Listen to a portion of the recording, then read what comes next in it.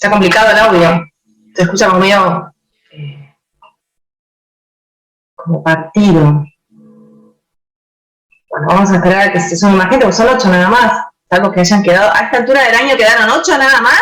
Bueno, ¿qué pasó? Fue terrible, fue terrible. ¿Qué pasó? El holocausto, ¿qué pasó ahí? ¿Un COVID-4? ¿Qué pasó? ¿Un COVID-2022? No entiendo, ¿qué pasó con la cursada? Chistes horribles, todos los que estoy haciendo son todos chistes horribles, les pido disculpas. Yo lo voy diciendo y voy diciendo, es una paradez lo que estás diciendo. Ahí está. Pero bueno, es sábado, les pido disculpas. Es muy sábado. Es muy sábado, fue una semana muy intensa. Me estoy viendo la cara, parece que nada, parece que recién me levanté y me levanté a las 6 de la mañana y sigo teniendo la cara como si tuviera la almohada pegada todavía, terrible, terrible. Bueno, una pregunta para los escasos 10 participantes que tengo en este momento. ¿Pudieron leer el cuadernillo? ¿A leer? Buen día. Algo se leyó, buen día. Algo se leyó. Bueno. No llegué a la mitad. O sea, bueno, pero está bien, si llegas a Unidad 1 y 2. porque hoy es la unidad 1, nada. Buenísimo. Me doy por satisfecha con la unidad 1. La Es más un pesada. montón. La más Un montón se leyeron la unidad 1. ¿Hay alguien que tiene abierto sí. ¿Alguien más que escucha mal el audio? Todos. Pero no sé si es mi máquina o si es algo... no, me parece que es el audio de Santiago, que lo tiene abierto y rebota. Ok, bueno, Santiago, te mandamos a la gente.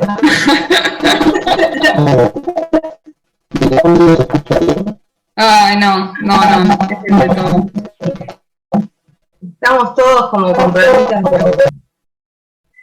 Una vez que yo hablo, escucho que vuelve a salir mi sonido desde alguno de los participantes. Vamos a hacer lo siguiente, les pido que se muteen y solamente abran audio cuando haga alguna pregunta, ¿sí? ¿Les parece bien? Así evitamos que reverbere de esta manera el sonido. Bueno, ya somos 13 y son las 10:04. Sí, Marcelo, levantaste la mano, ¿qué pasó?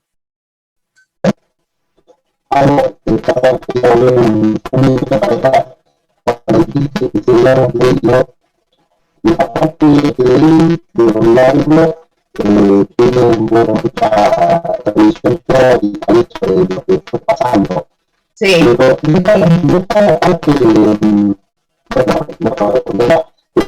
Ah, sí, está espantoso. Estoy adivinando lo de la revisión histórica. Lo estoy adivinando.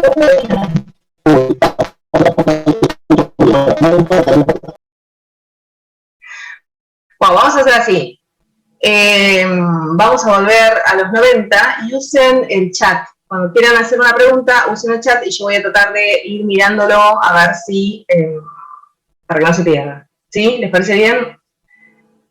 Hoy trabajemos con el chat, a ver en el chat quién tenemos. ¿Alguien más? Bueno, si quieren hacer una pregunta por el momento, ¿sí? Salvo que, si no, lo que voy a hacer es salgo y vuelvo a entrar, pero no creo que esa sea la solución. Pero si quieren hacer una pregunta, ya que está tan mal el audio, primera consulta. ¿A mí me escuchan bien?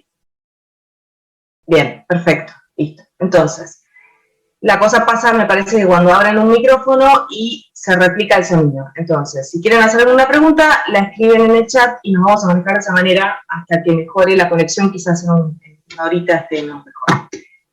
Primera pregunta que hice, si habían leído, supongo que algunos dijeron que sí, otros dijeron que no, otros dijeron llegué hasta alguna parte. Bueno, la idea de hoy es tratar de ver la unidad 1, ¿sí?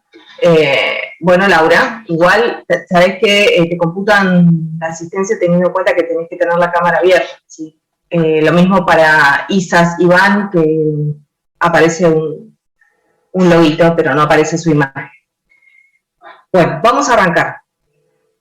Esta es la unidad que a mí más me gusta, porque es a lo que me dedico. Y me parece que también es una de las unidades más jugosas, porque no sé si ustedes están en relación de empleo, si forman parte de alguna empresa, o si todos están como autónomos, Pero si alguno de ustedes está vinculado en una relación laboral con un empleador, tienen que contar con la RT, porque la RT es un seguro obligatorio. Entonces, partiendo de la base que es un seguro obligatorio, a ustedes les da el día de mañana, cuando se dediquen a la profesión, un público cautivo.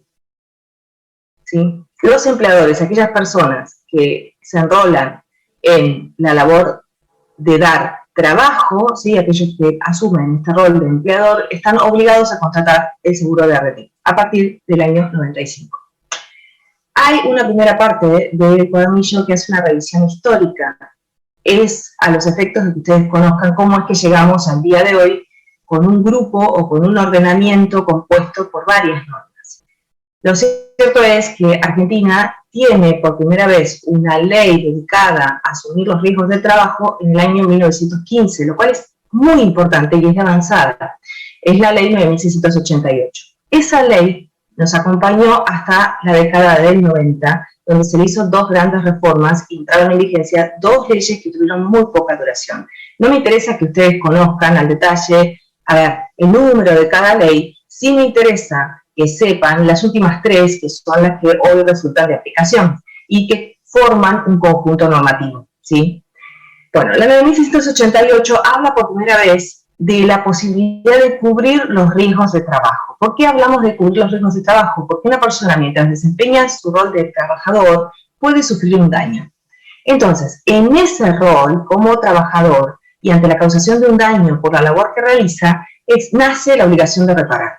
La 9688 se reenrola en la teoría objetiva de reparación del daño. No voy a hacer hincapié en esto, porque si ustedes llegaron a este punto de la cursada, entiendo que saben distinguir entre el factor de atribución subjetivo y el factor de atribución objetivo. ¿Recuerdan esto? Alguien que abra el micrófono y diga, sí, lo recuerdo. ¿Se acuerdan que el factor de atribución subjetivo era culpa y dolo? Responsabilidad civil. Culpa y dolo. Bien. ¿No? Y el factor de atribución objetivo prescinde de la culpa y el dolo, y aún así nace la obligación de reparar porque hay una imposición normativa. Entonces, la 9688 se enrola en el factor de atribución objetivo y habla de la industria peligrosa. Todas aquellas personas que desempeñen una industria peligrosa tienen o que utilicen una industria que es considerada como peligrosa, tienen la posibilidad de contratar un seguro para cubrir los daños que se causen en relación a esta actividad. Y hablo de posibilidad porque la 9688, la contratación del seguro era optativo, o sea, podías, como no, contratar este seguro. Pero si el empleador tenía a su cargo la actividad peligrosa, que era considerada como tal en todo un listado, tenía la posibilidad también de contratar este seguro. Y por primera vez se habla de aquellos casos en los cuales existe una industria peligrosa y el empleador no contrató este seguro porque, insisto, era optativo, nace la caja de accidentes. Pero esta ley era netamente reparadora. ¿Qué quiere decir esto? Que ante la presencia del daño nacía la obligación de reparar si yo había contratado este seguro, y la reparación que se le ofrecía o se le brindaba a ese trabajador era tarifada. Cuando yo digo que es tarifada, quiere decir que está acotada a un monto que se determina mediante un cálculo. Esa indemnización tarifada, si ustedes recuerdan un poco de la parte de introducción a lo que es la responsabilidad civil, recuerdan que la reparación de los daños implica una serie de rubros y que la obligación de reparar es reparar la totalidad del daño. Entonces, si yo hablo de una reparación tarifada, hablo de una reparación acotada. ¿Me van siguiendo hasta acá? Entonces, 1915, 9688, el seguro es optativo, es solamente para aquellas actividades que son consideradas, actividades o industrias que son consideradas peligrosas. Nace la caja de accidente para el caso de aquellas actividades peligrosas o riesgosas que no hubiesen contratado el seguro, y la indemnización es tarifada. Esa ley nos acompaña a lo largo de todos los 100 años casi que tuvo la ley de vigencia. Y si ustedes recuerdan también cuando vimos responsabilidad civil, En la década de 60 hubo una reforma integral del Código Civil, que fue la 17711, y aparece el 1113, que es la obligación de reparar a nivel objetivo respecto del dueño o del guardián de la cosa. Y nace lo que ustedes también deben haber escuchado muchas veces decir, la industria del juicio. ¿Por qué? Porque lo que se tacha en la 9688 es de inconstitucional.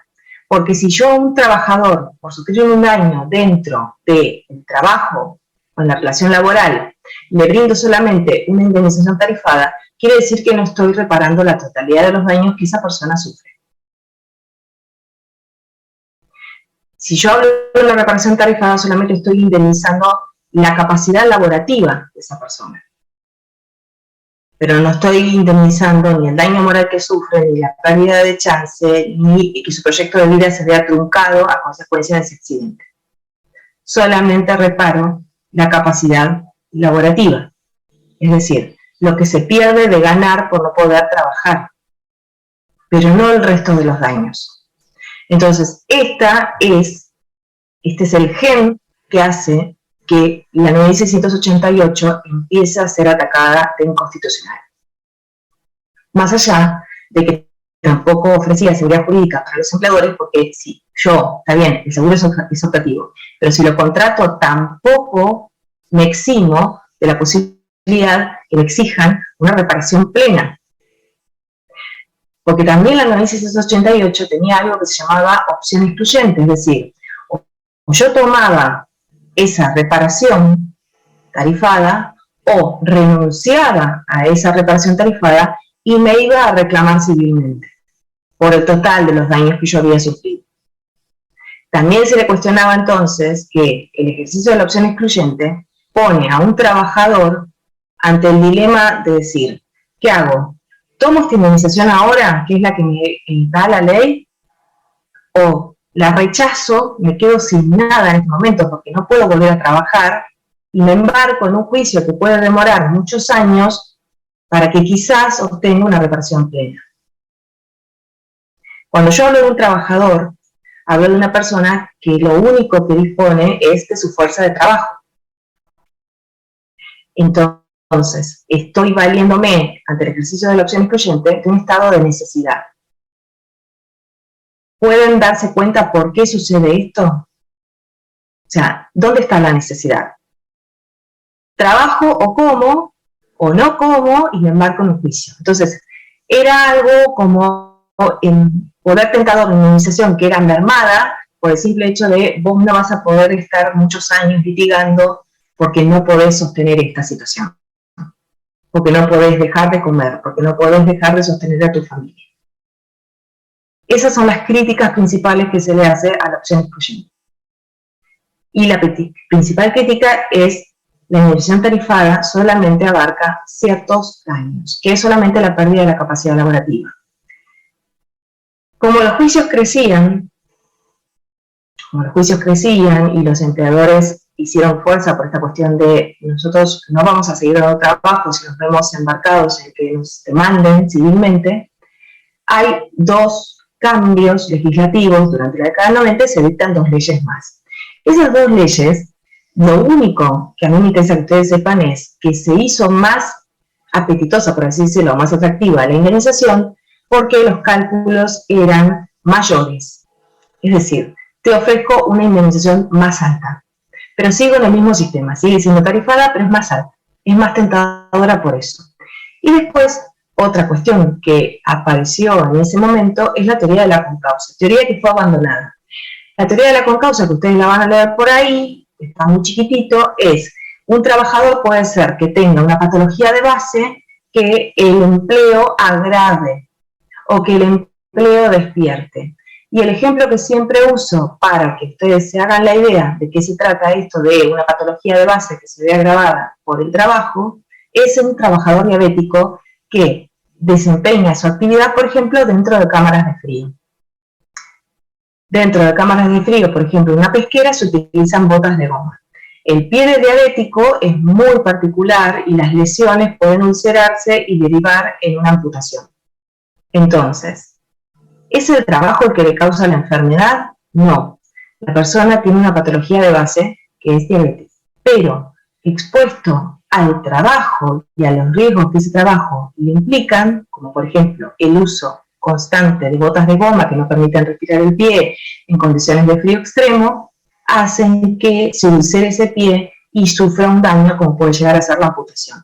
La teoría de la concausa lo que hacía era prescindía en qué porcentaje había incidido en ese daño, es decir, en la pérdida de ese pie, la diabetes, y en qué medida había influido el trabajo. Entonces, directamente... Y los preocupacionales que se hacen cuando entras a trabajar en relación de dependencia, que te mandan a hacer 150 estudios, digamos que está relacionado también a eso. No te hacen necesariamente 150 estudios, sino que te tienen que hacer los estudios que pongan en evidencia patologías que vos podés tener de base y que puedan llegar a tener algún tipo de agravamiento por la labor. Entonces, por ejemplo, a una administrativa, ¿sí? Si vos aplicás para un puesto administrativo, no te van a hacer una batería de estudios, como por ejemplo, si tenés algún tipo de, vamos a suponer, daño en la columna, porque lo cierto es que vos vas a desempeñar una actividad que es bastante acotada en tiempo y en riesgo, ¿sí? Vas a estar sentada, vas a estar trabajando y demás. Quizás sí sería bueno tener en cuenta si vos tenés túnel carpiano, o si tenés una tenosynovitis, o tenés algún tipo de codo de tenista, o algo por el estilo, porque vas a estar 8 horas manejándote con un teclado y con un mouse, que son posiciones y gestos repetitivos que pueden influir en esa patología. Para un trabajador que se va a desempeñar como conducción de camiones de larga distancia, seguramente lo ideal sería hacer una resonancia magnética nuclear de columna para ver si tiene discos deshidratados, ¿sí? Para ver si tiene algún tipo de lesión en sus discos o en su columna, porque el hecho de conducir largos tramos en una cabina que quizás no sea la mejor, ustedes saben que las butacas, no sé si lo saben, pero las butacas de los camioneros tienen que tener un sistema neumático que amortigüe el rebote constante que tiene en cabina, porque ese rebote constante, lo mismo sucede con los conductores de tractores o de maquinaria de cosecha, ese rebote hace que los discos se dañen. Entonces, con el tiempo se puede desarrollar un pinzamiento de disco que derive en una enfermedad profesional, pero voy a tener que demostrar que yo ese pinzamiento lo sufrí realizando esa tarea. Por eso es importante el preocupacional y el visado del preocupacional cuando me encuentro con patologías, ¿sí? Si yo estoy tratando de contratar a una persona para que se desempeñe como chofer de camiones y en el preocupacional surge que él tiene un pinzamiento, bueno, y a mí esa persona me interesa para la labor, ya sea por su conocimiento, ya sea por su experiencia o porque mi médico laboral entiende que está apto porque los tramos que va a recorrer son más cortos, o sea que no va a estar tantas horas sobre el camión, o no va a tener que hacer ni carga ni descarga.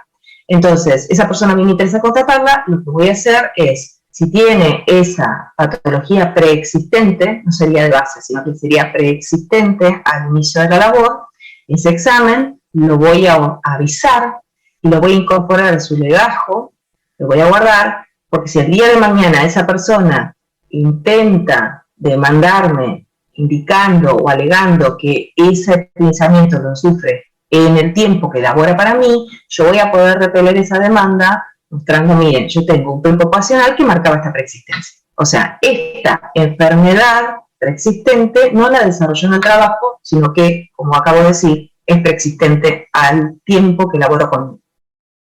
Vamos hasta ahí, pero nos vemos un poquito esto de los preocupacionales y de los exámenes obligatorios y de los exámenes que son optativos, lo vamos a ver en la unidad número 2. Vamos a hacer un repaso. 1915, 1688, seguro para aquellas actividades que son riesgosas y peligrosas. Se enrola en la teoría de la responsabilidad objetiva, el seguro es optativo, se crea la caja de accidentes y se habla de la opción excluyente. Avanza el siglo, reforma del Código Civil, incremento de la judicialidad, porque se podía demandar civilmente al empleador, porque la reparación es tarifada, entonces yo pretendo que reparen la totalidad de los daños. Dos grandes parches, podemos decir, o el empleador trató de dar algo o de poner algo, quisiera que el trabajador no demandara civilmente, aparece la teoría de la concausa, aparecen indemnizaciones que son mucho más jugosas o más tentadoras como para que el trabajador se quede con la indemnización que promete la ley de trabajo y no irme a una reclamación. En este panorama llegamos a la gloriosa década del 90, que los que somos más grandes nos acordamos que tuvimos un presidente muy particular. ¿Recuerdan ustedes? Bien. No lo vamos a nombrar porque alguna gente dice que trae mala suerte nombrarlo. Pero bueno, dentro de su presidencia, una de las promesas que había era, si bien asume con una plataforma que es netamente peronista, hay un viraje en lo que es el foco que hace el presidente y trae a colación esta cuestión de traer inversiones.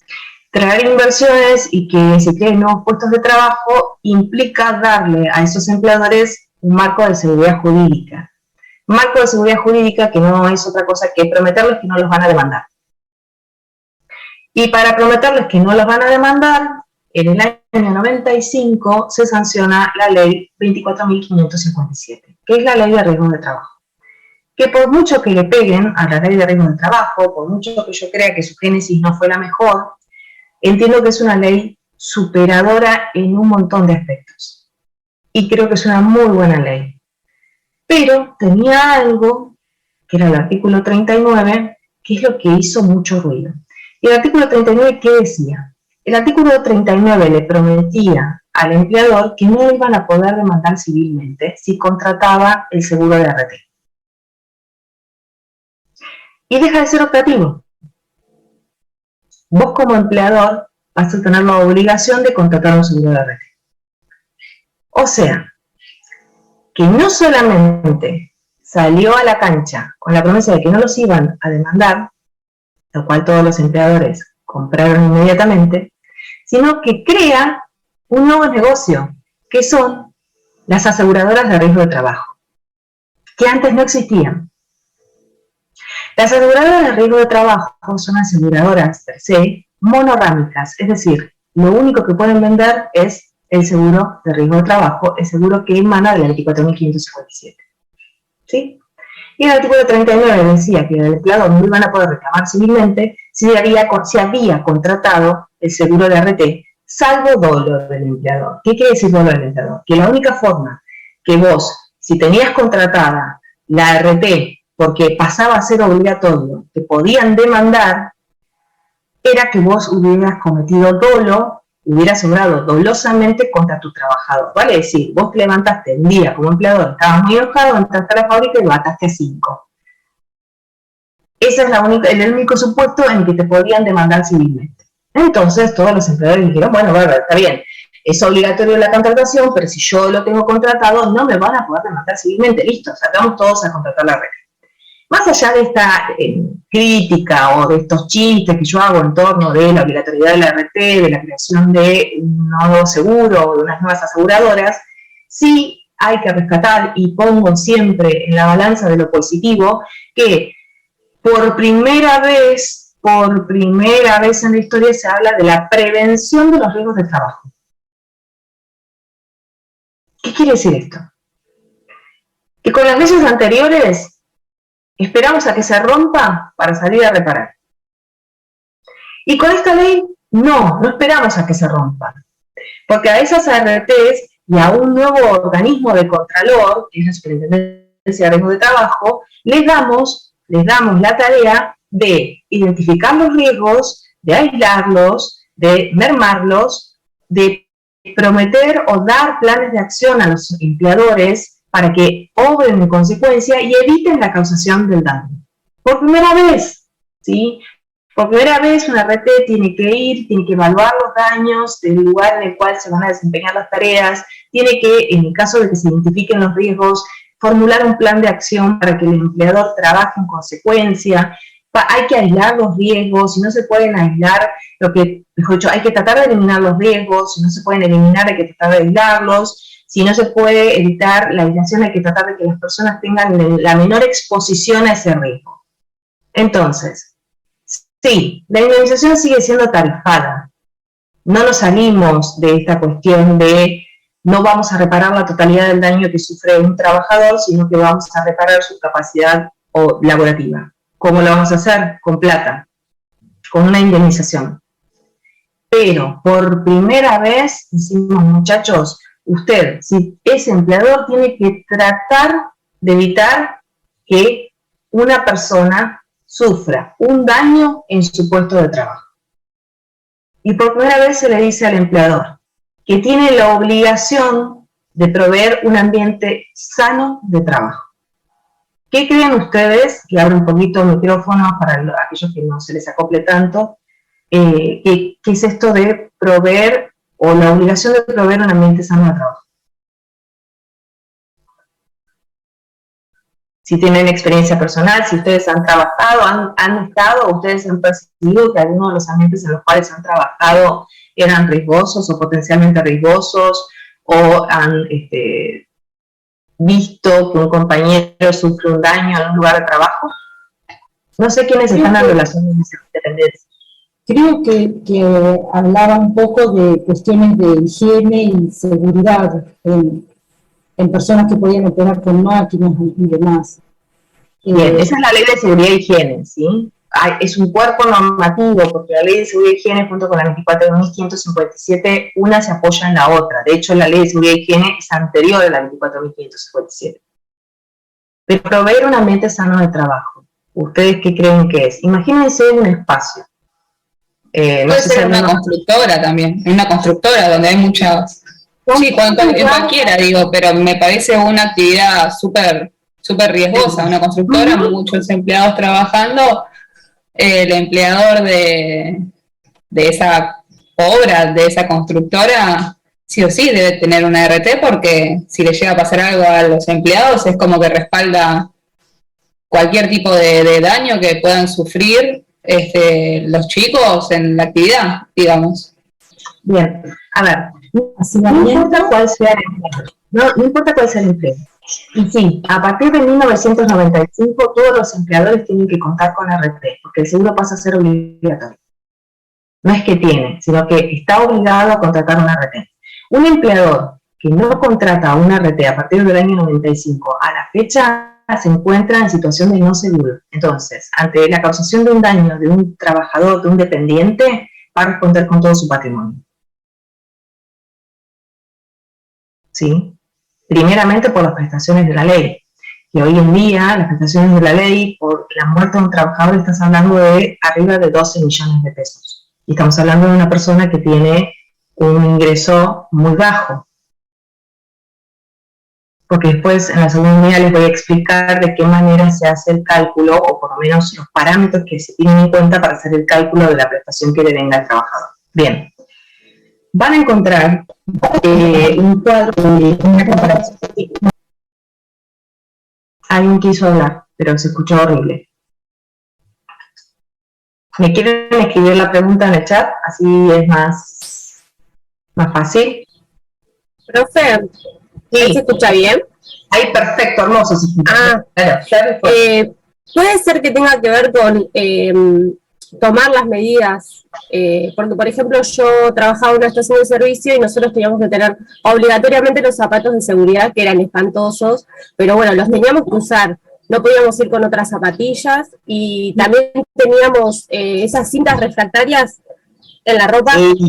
Sí, ¿para qué? Para que te vean, porque claro. No entra un pavo, entra en el auto o en la moto, sí, a la playa, y te lleva puesta, entonces tenés que tener un uniforme con material reflectante, porque sí, esos zapatos tan feos, como vos decís, que son horrorosos, que no le favorecen a nadie, porque puede caer algo y dañarte el pie, o porque puedes sufrir con una mancha de gasoil un resbalón, ¿sí? Entonces, fíjense esto de tomar las medidas necesarias. Entonces, ese empleador, ¿sí?, esa estación de servicio, que tiene un servicio de seguridad y higiene seguramente contratado, ya sea porque lo contrata, hay que ver si es lo que se llama una estación de servicio de bandera, o si es una persona, un explotador de una estación de servicio de alguna de las nafteras que existen en el mercado. Pero lo cierto es que adopta las medidas de seguridad dependiendo del puesto que vos desempeñes. Y si vos estás en la playa de una estación de servicio, bueno, vas a tener un uniforme que tiene material reflectante, vas a tener zapatos o calzado de seguridad, puede ser incluso que te pongan algunos de esos chalequitos reflectantes de la noche. Y otra cosa, te van a capacitar. O no te capacitaron, por ejemplo. ¿No te dieron algún curso sobre manejo de riesgos? Una vez al año nos venían y nos daban una capacitación. Bien, incluso nos enseñaban dónde poner los conos, todo. Era general lo que nos hacían. Perfecto. Bueno, una forma de proveer un ambiente sano de trabajo, más allá de proveer al trabajador de los elementos de protección personal o evitar que el ambiente resulte riesgoso, como por ejemplo, si hay superficies que sean, que uno se pueda patinar, colocar esas cintas que tienen algún tipo de adherente, entonces de esa manera evitar que en una pendiente una persona se pueda resbalar y caer y golpearse, o en el caso de la estación de servicio tener matafuegos, determinada cantidad de matafuegos dependiendo de las bocas de expendio que tiene esa estación de servicio, tomando siempre el parámetro de esta estación de servicio, es capacitar al trabajador. Capacitar al trabajador no solamente respecto de la tarea que desempeña, sino también de los potenciales riesgos que puede tener el lugar. Una estación de servicio es claramente una actividad riesgosa, no solamente por el expendio de material inflamable, sino también porque hay una alta circulación de vehículos y esos vehículos pueden llegar a atropellar a uno de los trabajadores, ¿sí? Por ejemplo, el vehículo vos no podés estirar tanto la manguera del surtidor. La idea es que vos pongas la boca del auto del lado que está el expendedor y no al revés para tratar de evitar esto del estiramiento de la manguera o que pueda derramarse material inflamado. Entonces, tener un ambiente sano de trabajo, no solamente que el lugar sea prolijo, evitando la caída de objetos, evitando que los pisos sean resbalosos, evitando que haya, por ejemplo, conexiones de electricidad expuestas, no solamente que el lugar sea lindo, prolijo, sino que sea seguro. Y una forma de contribuir a la seguridad de ese lugar es capacitar a la gente que trabaja en ese espacio. Incluso, por ejemplo, ante algo que no es un riesgo propio de la actividad, pero que puede existir un incendio, que esa gente sepa cómo tiene que evacuar el lugar para no causar más daño. Bien. Disculpa, sí. Mira, yo tenía, por ejemplo, un paciente ART que estaba afilando un cuchillo, creo una actividad similar, limpiando algunas cosas en una carnicería, se cae, había una máquina prendida, se corta el cuello, y esto lo derivaba a un montón de situaciones, ¿no? En ese caso, donde había una máquina prendida, donde posiblemente se haya caído porque no se estaba resbaloso, ¿de quién sería la responsabilidad o si es considerado un ambiente seguro o sano, ¿no? Si estamos hablando de que nos enrolamos en la teoría objetiva, ¿de quién es la responsabilidad?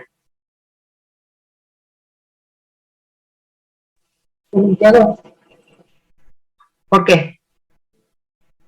Porque tendría que haber, como decíamos, creo, haber tomado las medidas necesarias para que estos accidentes no sucedan, por ejemplo. Bien, Si más allá de, aunque hoy vamos a poder tomar las medidas, ¿sí? Que esto es claramente un accidente, más allá, el lugar está correctamente señalizado, la persona está trabajando en su puesto, aún así, por alguna situación, cae, se golpea, o como le pasó, Serena, vos que sos enfermera, ¿verdad? ¿Tenés formación? Trabajo ahora en facturación en una empresa de internación domiciliaria, pero trabajé en... Bien, perfecto. Bueno, es uno de los prestadores de una RT, entonces, esa empresa de internación domiciliaria. Bueno, en este caso hubo un accidente. Quizás esa máquina con la cual esa persona se corta no necesariamente tendría que tener algún tipo de cobertura, ¿sí? O algún tipo de elemento que evitara que la persona tuviese contacto con la sierra. Pero más allá de si hubo o no hubo medidas de seguridad, la responsabilidad siempre es del empleador, porque la persona sufre el daño dentro del ámbito de trabajo. Entonces, si yo digo que prescindo de la culpa y del dolo, más allá de que se le puedan negar incumplimientos al empleador en cuanto a las medidas de seguridad, eso es otro tema. Pero si la persona sufre el daño dentro del ámbito de trabajo, entonces la responsabilidad es del empleador. Y está obligado a contratar una RT, y la RT, ante ese supuesto, que es un hecho súbito y violento, o sea, es un accidente de trabajo, tiene la obligación de dar las prestaciones, para la cual se la contrató. Van a ver un cuadrito comparativo entre la 9688 y la 24557. Les sugiero que lo vean, lo repasen una vez que tengan leído el material, porque les va a servir para completar las actividades, ¿sí? Les spoileo un poco la actividad, miren ese cuadrito porque les va a servir. Bien. Sí. Marcelo, te pido que quedes en el chat la pregunta porque se te escucha muy mal.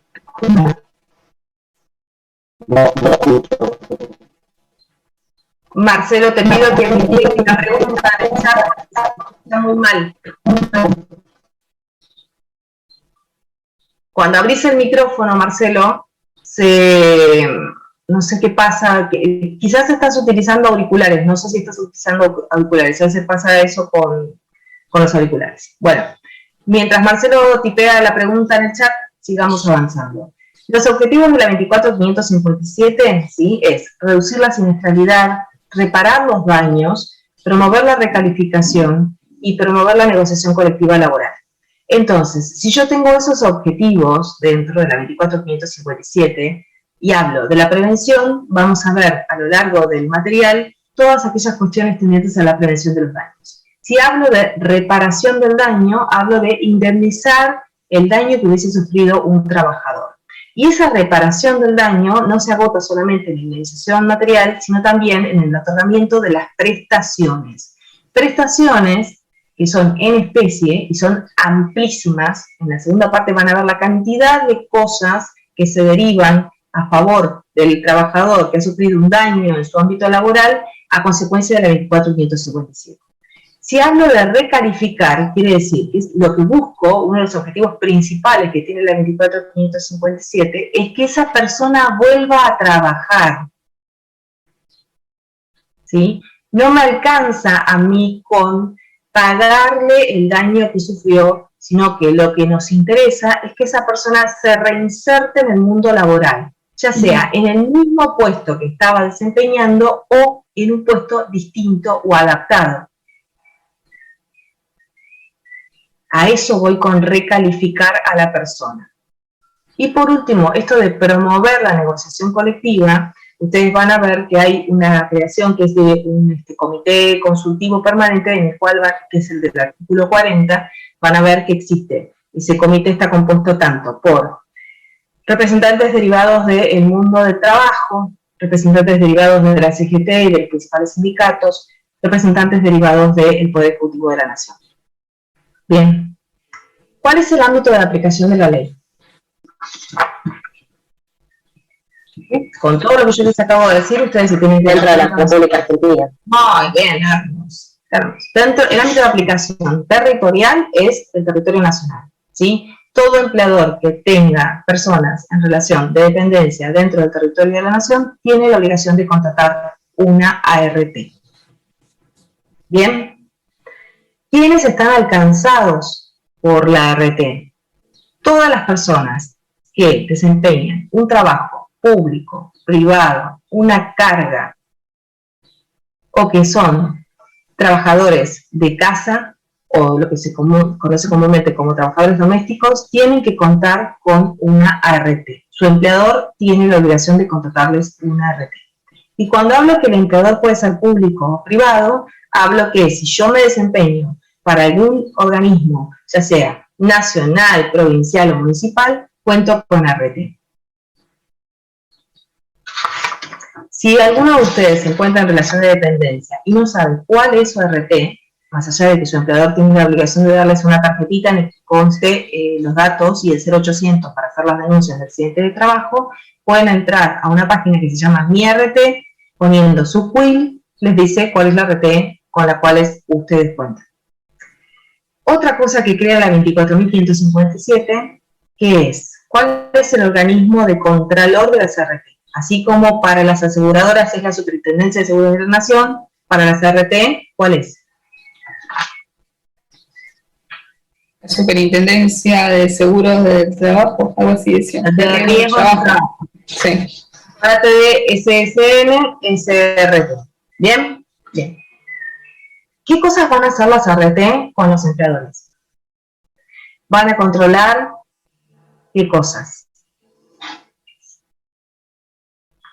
El cumplimiento de la normativa de seguridad e higiene, la implementación de los planes de acción.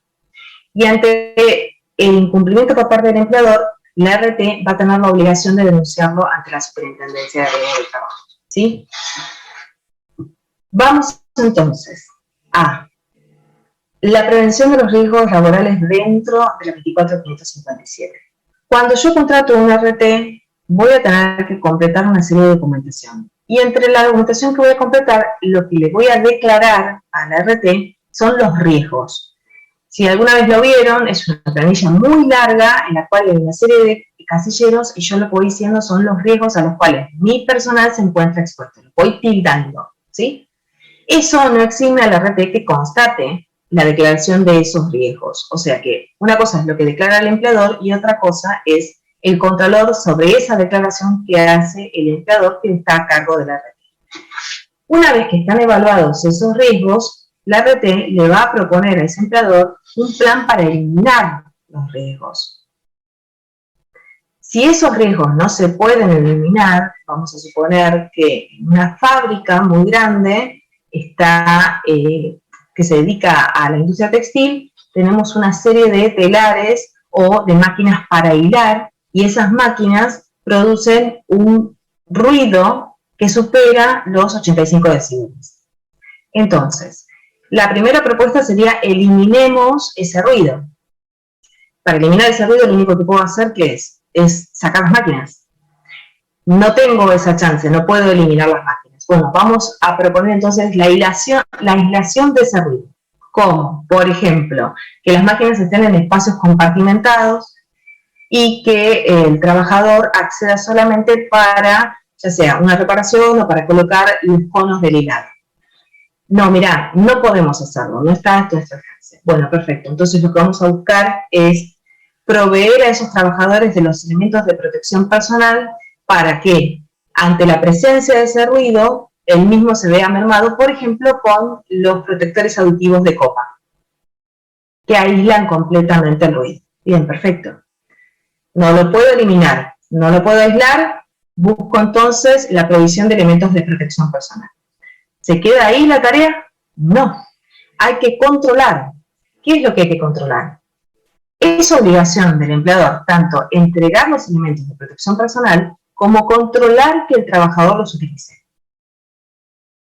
Y ante el incumplimiento por parte del trabajador, es necesario poner en evidencia ese incumplimiento con un llamado de atención, con un apercibimiento o eventualmente con una sanción más grave, como puede llegar a ser la suspensión o el despido. Porque el trabajador tiene un rol protagonista también en esta tarea de prevenir los daños.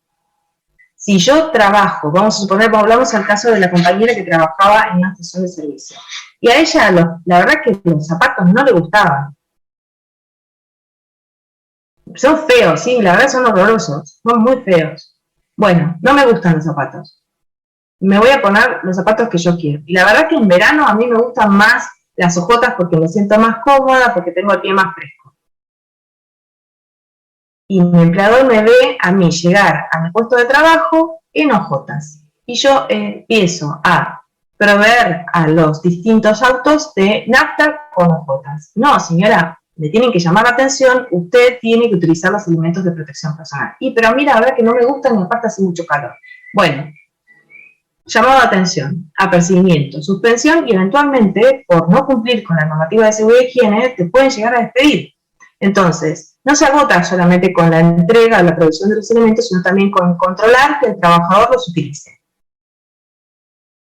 ¿Sí? ¿Me van siguiendo hasta acá? Bueno, ahora nos vamos a meter en un lugar que seguramente deben haber escuchado alguna vez. ¿Alguien escuchó hablar de las comisiones médicas?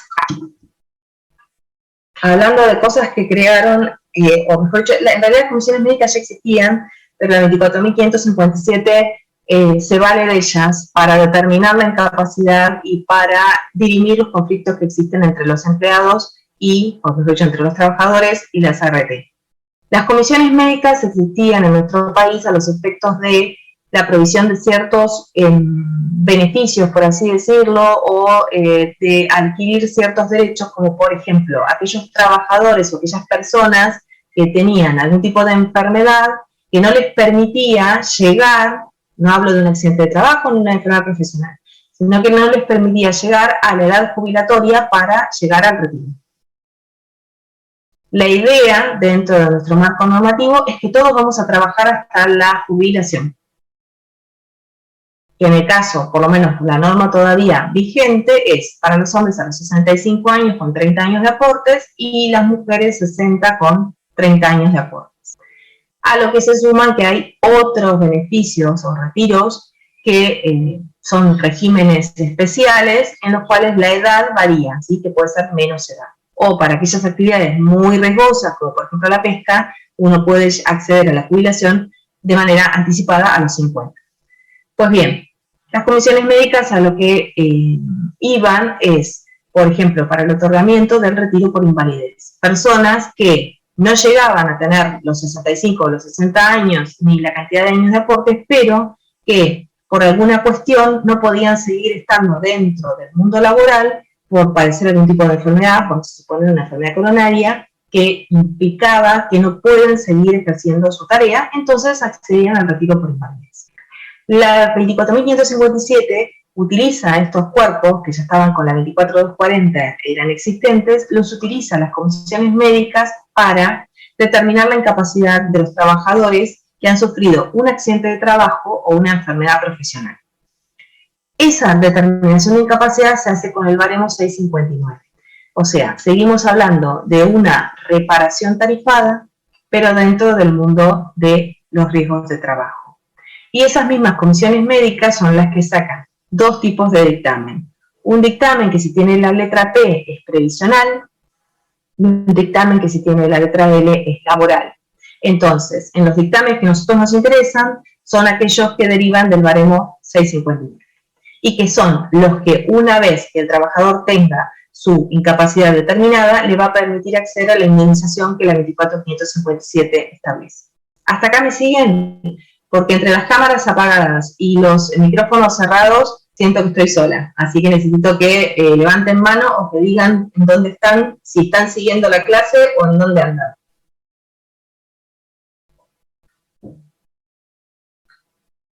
No muerdo, pueden hablar.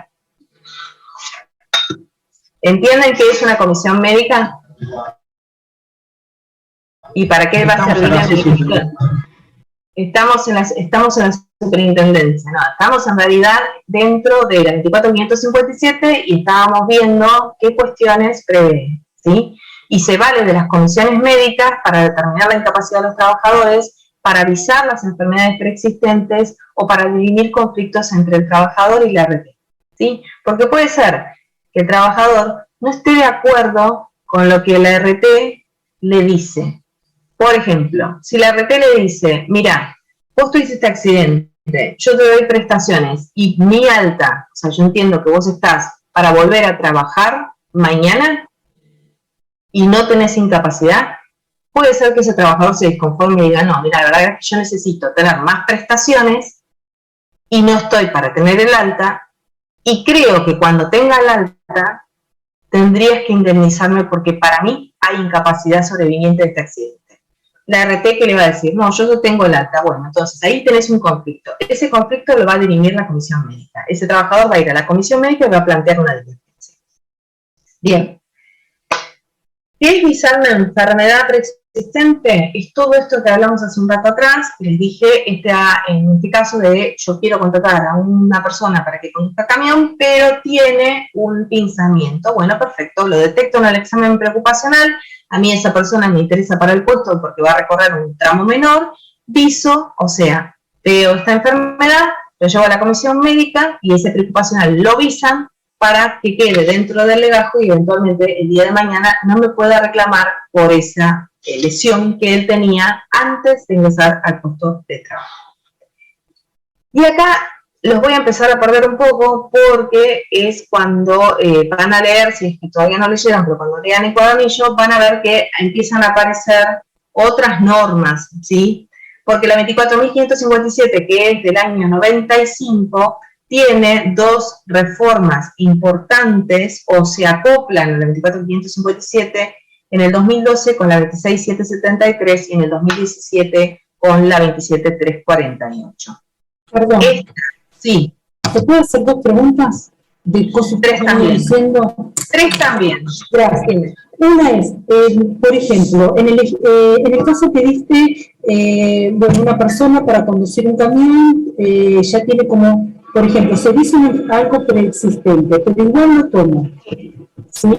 Ahora, si se agrava esa situación por el trabajo, ¿en qué situación estamos? ¿Lo cubre o como ya es algo preexistente? Lo que va a hacer la RT, vamos a suponer que esa persona, sí, esa persona, vos la tomás para el puesto de trabajo porque entendés que el médico te dice que está apto, pero tiene una deshidratación discal, vamos a suponer, en L5 o L6. Perfecto. Vas a la comisión médica, visás ese examen preocupacional, con ese visado determinás un porcentaje de incapacidad, porcentaje que no vas a indemnizar porque es de una relación laboral anterior o porque se trata de algo que él arrastra de otro tiempo, no necesariamente de otra tarea. Visás, y vamos a suponer que a consecuencia de esa deshidratación, la comisión entiende que correspondería a un 8%. Lo tomás. Pasan los años. Esa situación se agrava. Bueno, perfecto. Lo que vos vas a tomar es la capacidad restante.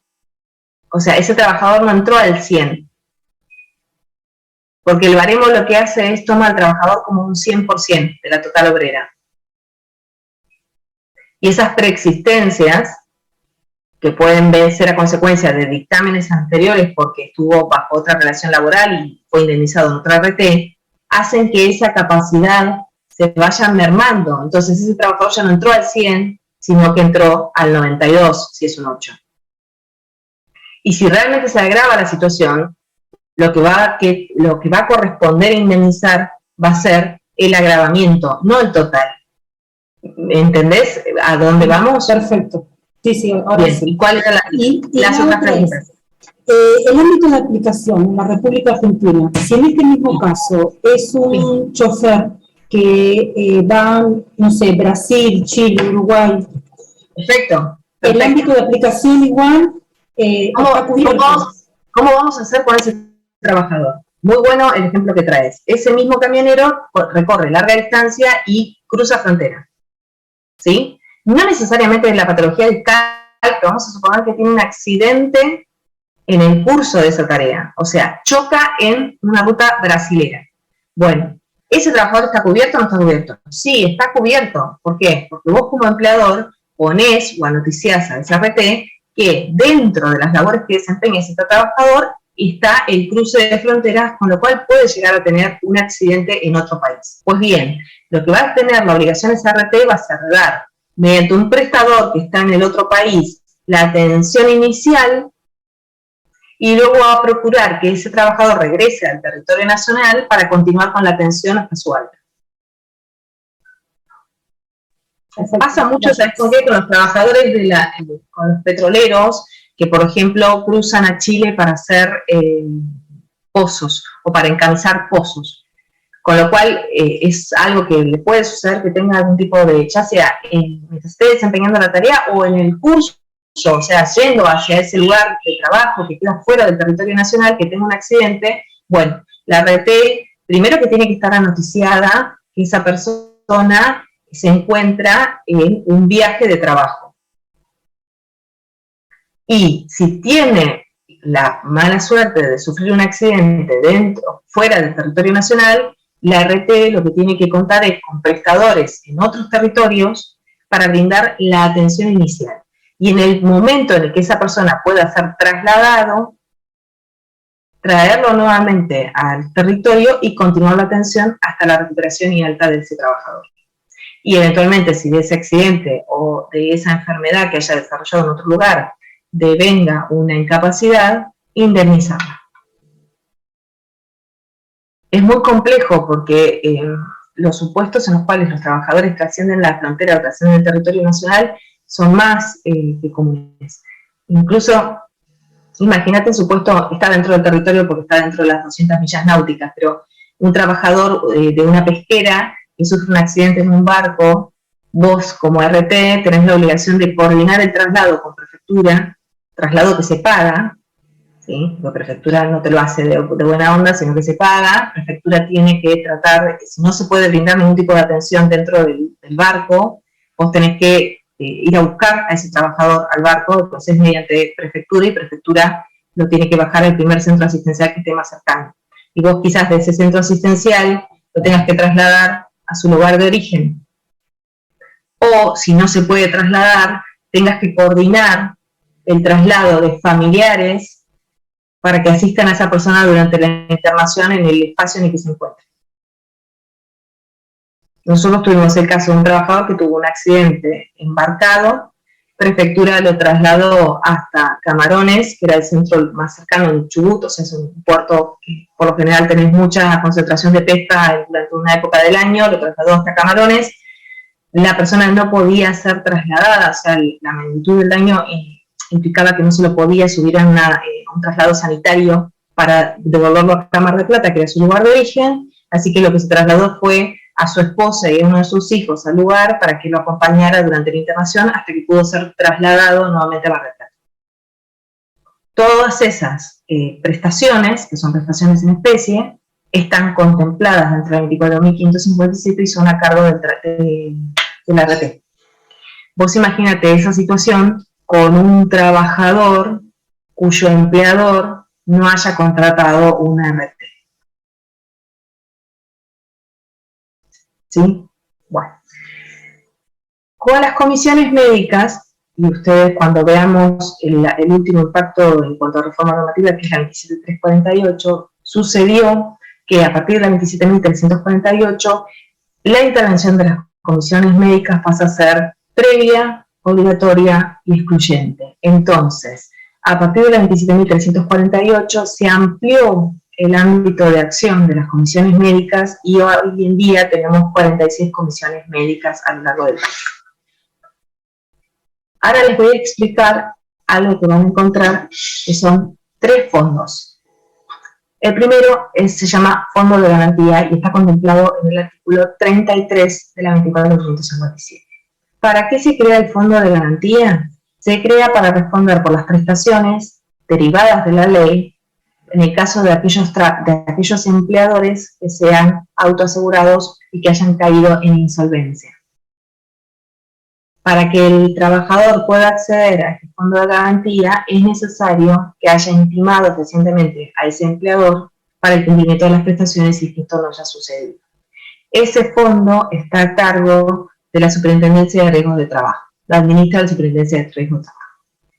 El que a mí más me importa es el que se llama Fondo de Reserva, que es el del artículo 34. Todos estos fondos son creados por la 24.557, ¿sí? El 33 es el Fondo de Garantía, lo administra la SRT y responde en el caso de insuficiencia económica del empleador autoasegurado. Y el Fondo de Reserva, que es el del artículo 34, responde ante la insuficiencia patrimonial de una aseguradora de riesgos de trabajo. ¿Conocen ustedes casos de aseguradoras de riesgo de trabajo que hayan entrado en liquidación o les suenan? Bueno, es más común de lo que uno cree. A partir del año 95 se crearon multiplicidad de aseguradoras de riesgo de trabajo y estas, como cualquier aseguradora, puede caer en insolvencia. El mismo mecanismo que se establece en la Superintendencia de Seguros de la Nación para una aseguradora, bueno, ¿qué van a hacer primero? Lo van a intimar a que regularice la situación, le van a dar un plazo, eventualmente le van a quitar la autorización para emitir nuevas pólizas y el acto final sería mandarla a liquidación.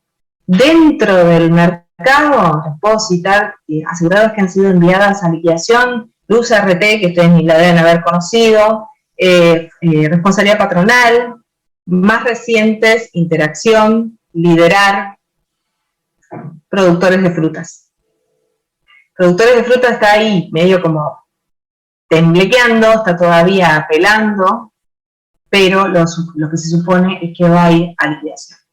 ¿Qué pasa entonces con esas aseguradoras de riesgo de trabajo que caen en insolvencia, que son enviadas a liquidación? Bueno, esas aseguradoras pasan sus fondos a componer el fondo de reserva, que queda la administración a cargo de la Superintendencia de Seguros de la Nación. Y esa superintendencia lo que hace es nombra gerenciadores. ¿Por qué?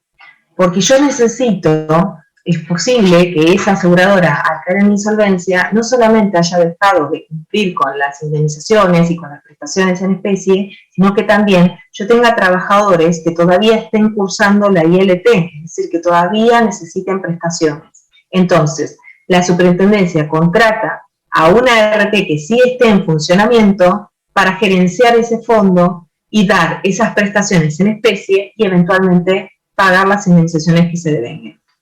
Pero ese dinero no sale del arca de la ART que toma la gerencia, sino directamente de la Superintendencia de Seguros de la Nación. Y el tercer fondo que ustedes tienen que conocer, que es el del 1278, es un decreto del año 2000, es lo que se llama fondo fiduciario. El fondo fiduciario se compone con un monto fijo que se cobra en la prima, que en su momento eran 0,50 centavos, porque en el 95 0,50 centavos eran 0,50 centavos de dólar. Los administran las propias ARTs y están destinados a cubrir enfermedades profesionales como por ejemplo la hipoacusia. Más recientemente, y con la declaración del COVID como enfermedad presuntivamente profesional, ese fondo vino a satisfacer las indemnizaciones derivadas del padecimiento del COVID cuando se es reconocido como enfermedad profesional, incluso de aquellos trabajadores que han fallecido. Y seguimos avanzando y llegamos a una reforma muy importante en el año 2012, que es la 26773. Yo sé que se duermen, yo sé que es sábado, yo sé que es un plomo, yo sé que es mucha ley, pero les puedo asegurar que cuando mastiquen esta primera parte, que es como por ahí toda la intro normativa, después les va a gustar porque en la segunda clase van a empezar a preguntar, a mí me pasó esto, o yo conozco una persona que tuvo este accidente, y entonces cuando yo tenga asegurado un empleador, ¿qué le voy a tener que decir con este caso en particular? Entonces traten de esta parte de fijarla, de prestarle atención, porque les va a servir para satisfacer preguntas de sus futuros asegurados. ¿Bien? 26773 y llegamos al año 2012 y estamos otra vez en esto, chicos, de ¿qué hicimos con la 24.557? Parar los juicios, porque metimos el artículo 39, y si tenés el artículo 39 y tenés contratada una RT no te van a poder demandar civilmente, y ñanga pichanga lo seguían demandando civilmente. Y es muy importante saber por qué el artículo 39 no existe más. Se derogó. ¿Por qué? Porque en esta cosa de que si yo tengo contratado una RT como empleador no me van a poder demandar civilmente, hubo un caso resonante que llegó a la corte, que es Aquino y Sacio con Cardo. Que antes, o sea que dense por contentos, en las otras cursadas era lectura obligatoria, y ahora yo simplemente se los voy a contar como un cuento cortito, cuando antes hubieran tenido que leer el fallo para entender por qué el 39 no existe más.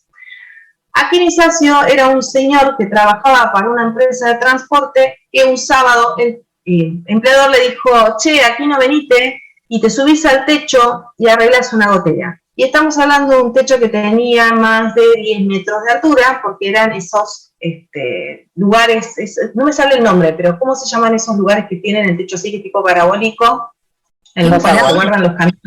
Exactamente. Bueno, entonces el señor se subió porque era un trabajador muy obediente, se subió cuando en realidad esa no era la tarea para la cual él había sido contratado, y se cayó. Y se cayó y quedó con una incapacidad de arriba del 97%. Pero el empleador dijo: no me pueden demandar civilmente porque yo tengo contratado una RT, y la RT era asociar.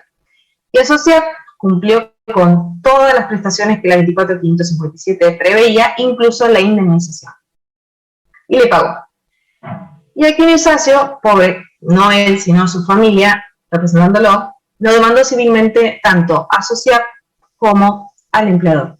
Y el empleador dijo, perdón, pero la ley es clara, dice el artículo 39 que si yo tengo contratado una RT no me pueden demandar civilmente. Y este caso llega a la Corte, y la Corte con buen criterio le dice al empleador, mire, señor empleador, la RT es cierto, usted la tenía contratada y cumplió con las prestaciones. En este caso a la RT nosotros no te vamos a decirle ni reclamarle nada porque cumplió todo en tiempo y forma. Pero usted, señor empleador, se extralimitó y lo envió a hacer una tarea para la cual la persona no estaba no solo capacitada, sino que no tenía ni siquiera elementos de protección personal. Y esa persona se cae.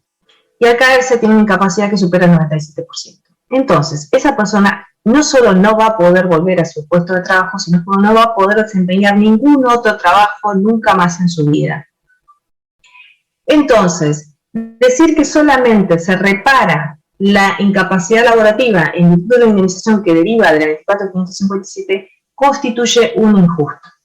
Y esa persona merece ser reparada en todos los ámbitos en los cuales ha sufrido daño, incluso en su proyecto de vida. Porque claramente el proyecto de vida del señor Aquino Isacio no se va a poder concretar nunca. Y no solamente el de él, sino también el de su familia, que va a tener que dejar su proyecto de vida para acompañar a esta persona que no puede realizar absolutamente ninguno de los actos vitales solo. Y lo condenó civilmente. Y eso fue la punta de lanza para que empezaran a aparecer fallos que dieran lugar a la derogación del artículo 39. Entonces, el hecho de contratar una RT ya no te eximía de que pudieras ser demandado civilmente. Y volvemos a nuestra famosa frase, la industria del juicio. Y como los juicios se incrementaban cada vez más, o sea, todo lo bueno que tiene la 24.557 no evitaba que se fueran demandados civilmente los empleadores. Entonces, en el año 2012 llega como salvadora, entre comillas, la 26773. Y la 26773 vuelve a la carga con la opción excluyente. ¿Por qué? Porque volvemos a fórmulas que ya estaban, ya se intentaron, ya se dieron cuenta que no funcionaban, pero el legislador vuelve a la carga de vuelta con esto de opción excluyente. Primero, porque una vez que vos tengas determinada la incapacidad, la indemnización va a ser superadora y te la vamos a pagar en 15 días. ¿Sí? La obligación que va a tener la RT es, a vos te determinaron la incapacidad, a los 15 días vos la tenés que tener paga. Y el de trabajador será, bueno, es como interesante, porque no voy a tener que estar esperando tanto tiempo, no voy a tener que estar esperando un juicio, no voy a tener que estar esperando tanto tiempo para que me paguen. Perfecto. ¿Y qué más me das? Bueno, y te doy, entonces, si vos optás por esta, quiere decir que no me vas a demandar civilmente. Ah, volvemos a la opción excluyente. Sí, volvemos a la opción excluyente. Pero pará, porque hay más. Porque si vos te accidentás desempeñando tu tarea o en ocasión de trabajo, te doy un plus de un 20%, que es el artículo 3. ¿Cómo es esto? Claro, vos tenés un accidente de trabajo, yo te voy a dar todas las prestaciones. Cuando te determinan la incapacidad, bueno, a los 15 días vas a tener paga la indemnización porque te la voy a depositar en tu cuenta. Y te voy a dar un 20% más sobre capital, o sea que si te correspondía 1.000.000, vas a cobrar 1.200.000, porque vos te accidentaste desempeñando tu tarea. ¿Y a qué viene este 20% más? Viene a que esta indemnización suple cualquier otro tipo de daño. Ah, es como si fuera un daño moral. Bueno, sí, como si fuera un daño moral. Ah, pero yo me accidenté yendo al trabajo, o sea, tuve un accidente in itinere. Ah, entonces no te corresponde. Volvieron a la carga con los planteos de inconstitucionalidad. Bueno, la cuestión, si vos tuviste un accidente in itinere, o sea, si ibas o volvías del trabajo, ese 20 adicional no te corresponde. Y esto ya está resuelto por Corte de Provincia y por Corte de Nación. ¿Hasta acá me siguen? Es como que le va a cumplir ese 20% cuando esté dentro del lugar de trabajo, pero haciendo otro tipo de actividad a la que estaba contratada. Exactamente. Es como un plus, ¿sí? Pero si vos tuviste un accidente in itinere, no tenés derecho a ese plus. Pero lo que sí te habilita la ley, porque puede ser que ese accidente in itinere vos lo hayas tenido con un tercero, a que demandes civilmente a ese tercero por todos los rubros que no te cubre la 24.557. Vamos a bajarlo a la práctica. Vamos a suponer que yo trabajo, no sé, en una clínica. Mentira. Entonces yo tengo que entrar, ¿a qué hora? A las 8 de la mañana. Bueno, perfecto. Salgo de mi casa tipo 7:20, voy manejando, me chocan de atrás. No llego a mi lugar de trabajo. ¿Es un accidente in itinere? ¿Iba para mi trabajo? Sí, perfecto. Bueno, es calificado como un accidente in itinere. De ese choque yo, vamos a suponer, sufro la fractura de un brazo. La atención, no puedo trabajar, ¿por cuánto tiempo? Por 2 meses. Bueno, toda la atención de ese siniestro, entendido por proveerme el yeso, hacer la rehabilitación, sacarme el yeso, el alta, etcétera, etcétera, y paso por el proceso de determinación de incapacidad, vamos a suponer que me queda un 4%, bueno, yo cobro ese 4% del RT, pero no me van a pagar el 20% adicional porque no me corresponde porque es un accidente in itinere. Pero puedo demandar a la persona que me chocó por el resto de los rubros. ¿Se entiende hasta acá? No a mi empleador, sino al que me chocó. A ese lo demando civilmente. A ese le reclamo el resto de los rubros que prevé la reparación civil, se los reclamo al tercero que me impacta. Bien. Entonces, recapitulando, como la industria del juicio se venía incrementando, como habíamos perdido el artículo 39 en el camino por el fallo Quimeisacio, entonces volvemos a la carga, decimos, sacamos una nueva ley en el 2012 que no deroga la 24.557, sino que la complementa, y volvemos a ensayar fórmulas que ya habíamos probado, que no funcionaban, pero vamos a ver si con esta evitamos que la gente siga demandando. ¿Y cuál es esta? Bueno, proponemos la opción excluyente nuevamente, hablamos de desobligar al RT, o sea, pagar dentro de los 15 días, y proponemos una indemnización adicional del 20% en el caso de que el accidente haya sido en el lugar de trabajo o en ocasión de las tareas. Bien. ¿Qué más tenemos? Un ajuste periódico de las indemnizaciones. Ese ajuste se hace mediante un coeficiente que se llama RIPTE, y ese coeficiente se aplica a los pisos y a las capus. No se enrosquen ahora en entender qué es el piso y la capus, porque esa va para la segunda clase, porque si lo empiezo a explicar esto ahora, nada, hay un suicidio masivo. Pero sepan que va a haber un ajuste semestral, que lo promete la 2673, de los pisos y de las capus. Hay otra cosita más que hizo mucho ruido, que no gustó, que es la limitación de los fondos que tienen las ART, al pago de las comisiones de los productores sensores de seguros, que no puede superar el 5%, ahí nada, pusieron el grito en el cielo. Los gastos administrativos no pueden superar el 20%, porque lo que se busca es que las ART estén fuertes, o sea, que el dinero realmente se destine a la prevención de los riesgos y a la reparación de los mismos, y no en gastos administrativos o en comisiones. Y si se quieren quedar contentos, para los abogados surgió esta cuestión también de la limitación del pacto.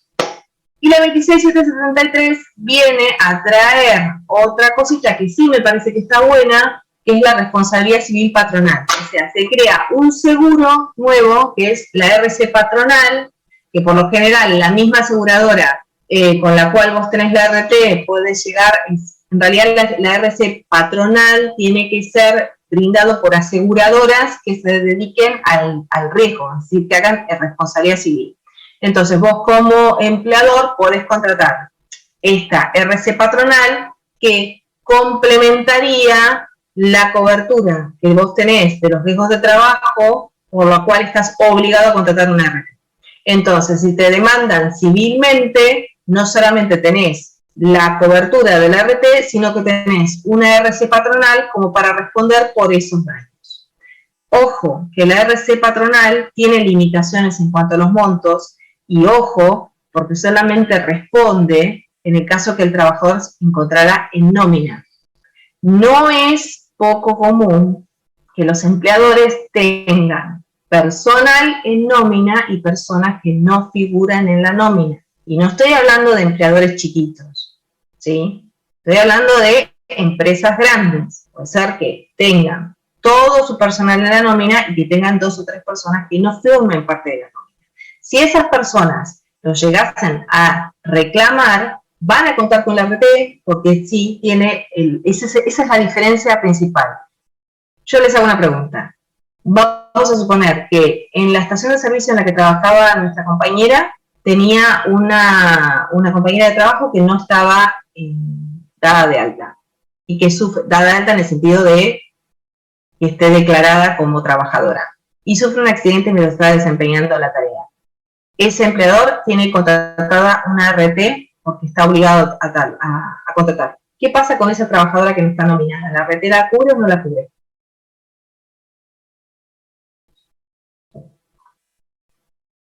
No, no la cubre. ¿Por qué? Y porque no está en el marco de... O sea, no está declarado, digamos, en... Claro. No. Porque La cubre. ¿no? ¿Sí? Ah, mira. Sí, es más, está obligada a cubrirla. Cuando vemos, Eso es mucho, muy importante. ¿Por qué?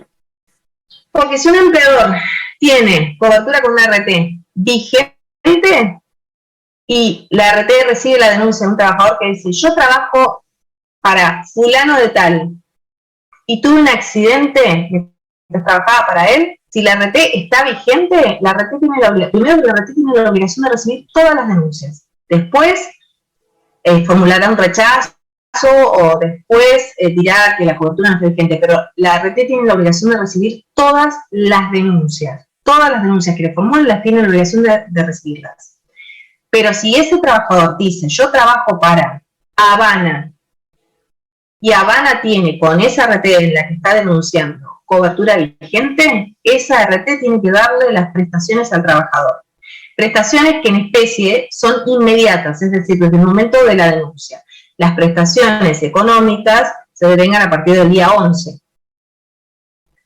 Lo que le va a pasar a ese empleador, ¿sí?, va a ser lo siguiente: la RT le va a pedir que regularice la nómina, o sea, que le declare la nómina que tenía dada de alta. Si ese trabajador no aparece, entonces lo que va a hacer la RT es ir por repetición de todos los gastos en los que hubiese incurrido.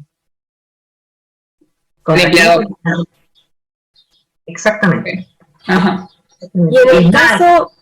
hay casos de trabajadores fallecidos que la RT ha salido a pagar, porque ese empleador tenía contrato vigente, salió a pagar, y luego la RT se da vuelta y va y pide la repetición contra el empleador.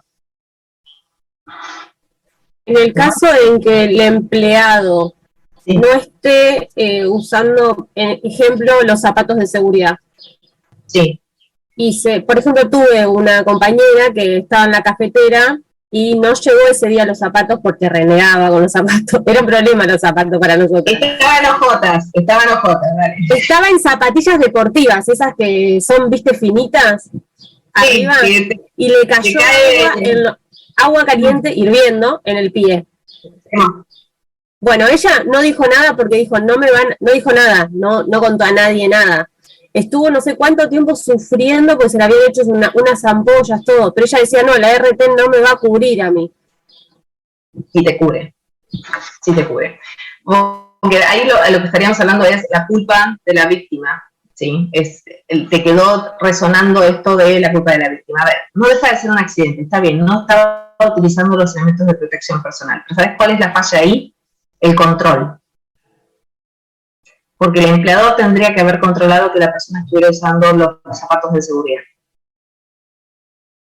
Ahí ya no hablas de la culpa de la víctima, ahí hablas de la falta de control del empleador.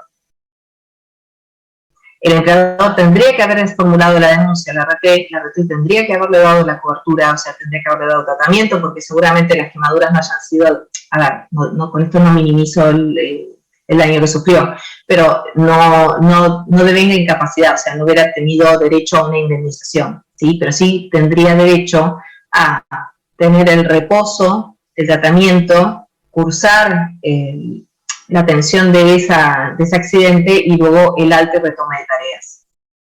Pero sí, tendrían que haber denunciado, y sí, si bien ella no cumplió con la normativa de seguridad y higiene, hay un incumplimiento más gravoso que es el del empleador, por no haber controlado que esa persona asistiera a su puesto de trabajo con los elementos de protección personal. ¿Sí? Distinto es el caso del trabajador que se autoinflige un daño en pos de cobrar la RT o de generar una indemnización. Eso es muy diferente. Por ejemplo, tuvimos el caso de, se da mucho en el norte, en lo que es la cosecha de la aceituna, son trabajos estacionales. De una vez que culmina el trabajo, esa persona queda desempleada. Lo que suelen hacer, de hecho eso es un horror, pero hay grupos organizados que te quiebran los dedos para que vos denuncies el siniestro ante la RT y devengues la indemnización. Hemos tenido casos de trabajadores, en un ámbito de trabajo en el que hay cámaras de seguridad, trabajadores que vos ves que pasan la mano así y para que el aspa del ventilador les corte el dedo. Eso es una herida autoinfligida. Ahí vos tenés derecho a rechazar el siniestro, porque ahí hubo dolo por parte del trabajador. Tenía la intención de dañarse para cometer, y aparte es una figura penal, es fraude.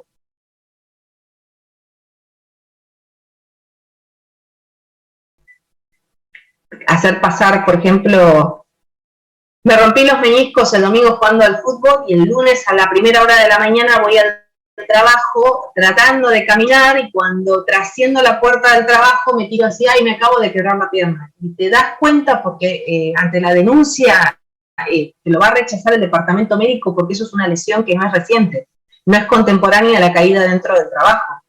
Eso es una herida que vos sufriste en otro lugar y que la querés pasar por la RT para devengar una incapacidad.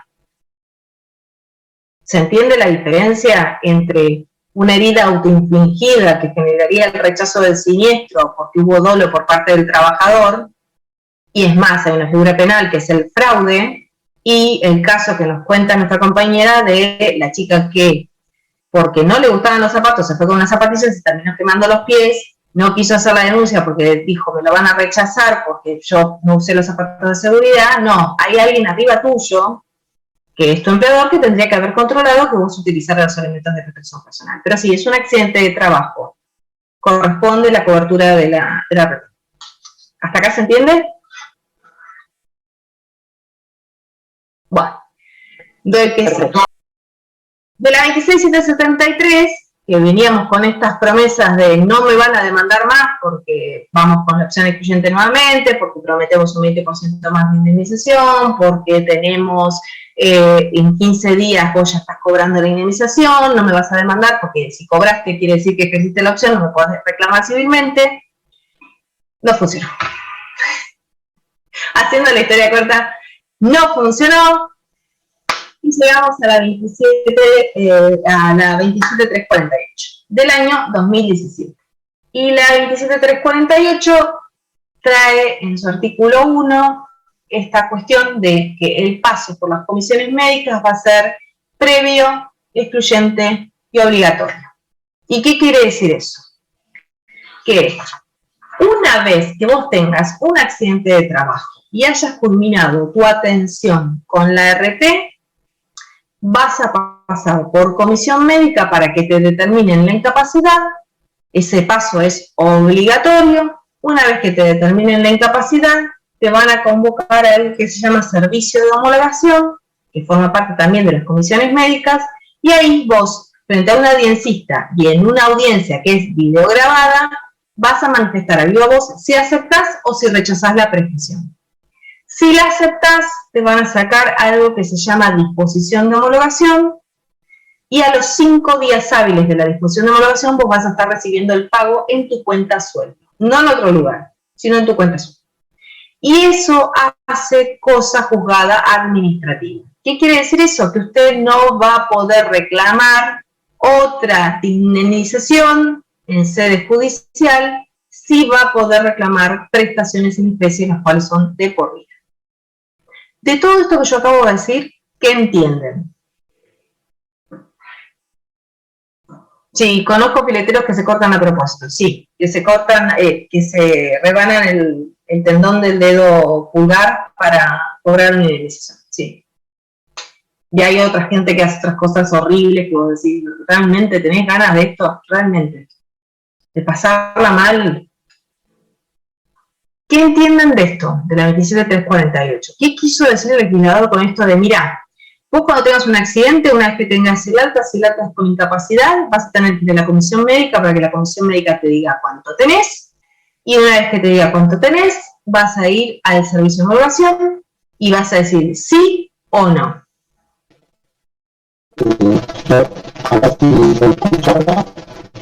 No, Marcelo, hay un tema ahí con... No sé, Marcelo. Bueno, nadie quiere hablar, solo Marcelo. Y encima el pobre, el único que quiere hablar no puede, o sea, es tremendo. El único alumno que me quiere hablar no puede, es terrible. Profe, este año tuve el de mi marido que se operó, bueno, lo cubrió la RT por meniscos. ¿Qué le pasó a tu marido? ¿Cómo llega a ser operado? ¿Qué le pasó? ¿Qué accidente tuvo? Él trabaja en La Coca y ellos por el salto del camión, o sea, el salto de atrás de la caja al piso, cuando bajan, bueno, ellos normalmente se rompen meniscos siempre. Él es su tercera operación en la misma rodilla. Ouch. Sí, y la comisión médica a él se la hicieron por Zoom. Sí, ¿por qué? ¿Sabías por qué? Mira. Por este tema, ¿no? Para que quede grabada. No necesariamente. La 27348 es del año 2017. ¿Sí? Entonces, la 27348 también lo que propone es que las provincias adhieran a este sistema. La provincia de Buenos Aires adhiere recién en el año 2018. Entonces, dentro de la provincia de Buenos Aires, la comisión médica que va a entender el siniestro es la del domicilio del trabajador o del lugar en el que presta tareas o del lugar en el que se reporta. Con esto, también la 27348 lo que evitaba era que el juicio se lo llevaran, por ejemplo, a Capital Federal, porque en Capital Federal los jueces estaban sacando fallos con montos mucho más grandes. Entonces, con esta cuestión de fijar la competencia en el lugar del domicilio del trabajador, el lugar en el que presta tareas, el lugar en el que se reporta, evitaban esta cuestión de traslados de juicios a otra jurisdicción. Entonces, Provincia de Buenos Aires se adhiere en el 2018, se torna operativa en abril del 2018, vamos a suponer que un trabajador, ¿tu marido dónde tiene domicilio?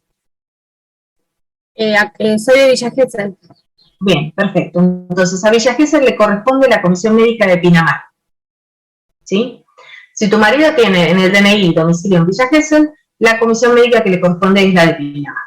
Tu marido saltó del camión, se rompió los meniscos, le dieron la atención, entre la atención explica Yamila que tuvo una operación, o sea que tuvo prestaciones quirúrgicas, luego de ello tuvo la rehabilitación y luego de ello tuvo el alta. Si hubiese sido este siniestro durante el 2018 y el 2019, hubiera ido al servicio de homologación de manera presencial.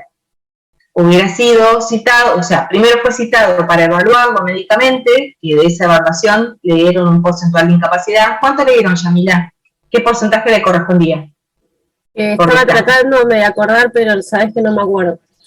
Tendría que buscar los papeles, pero no... Habría que ver no me puedo acordar cuánto.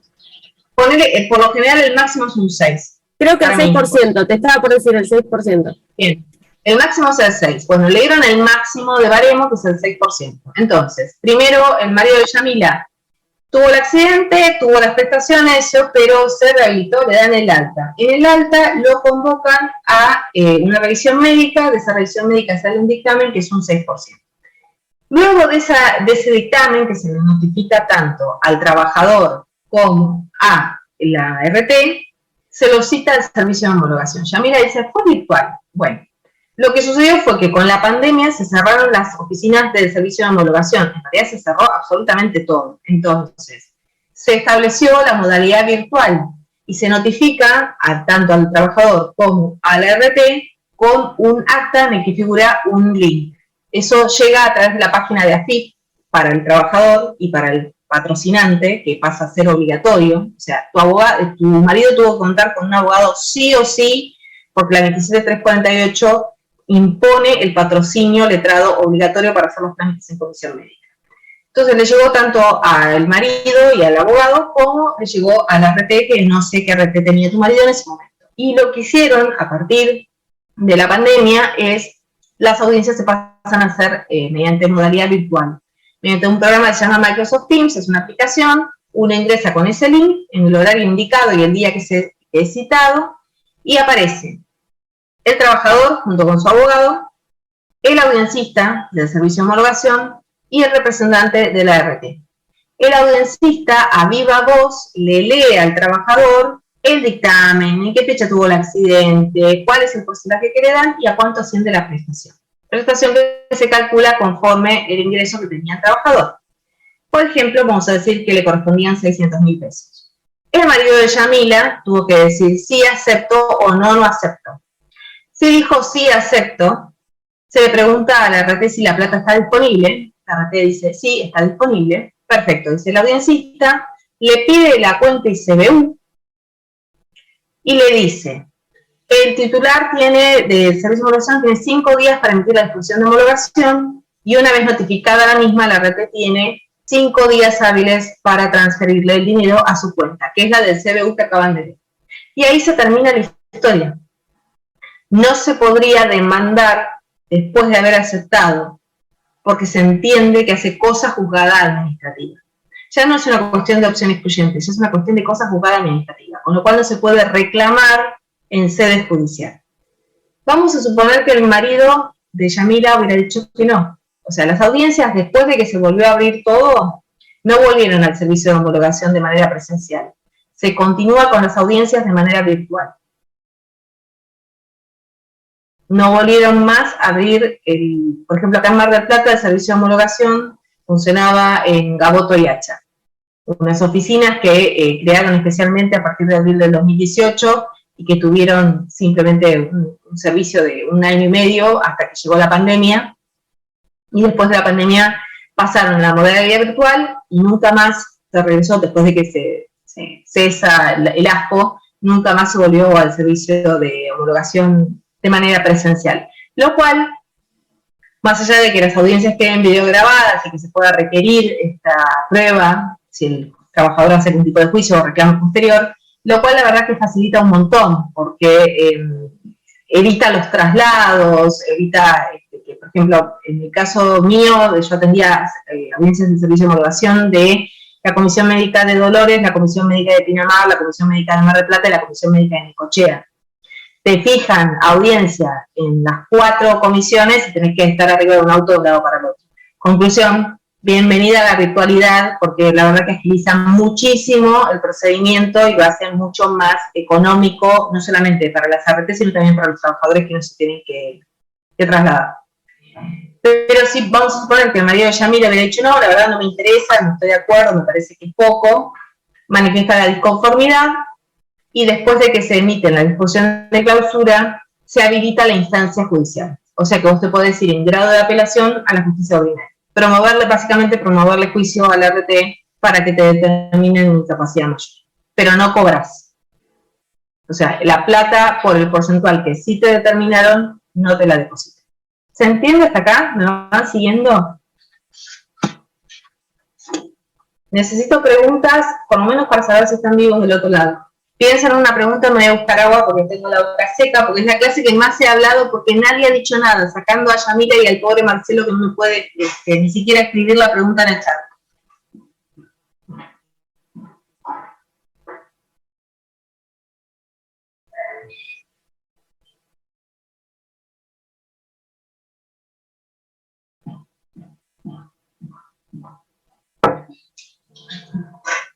Ay, Dios, es... Bueno, como no me tuviste en cuenta en la lista, hago una pregunta que surgió en el chat.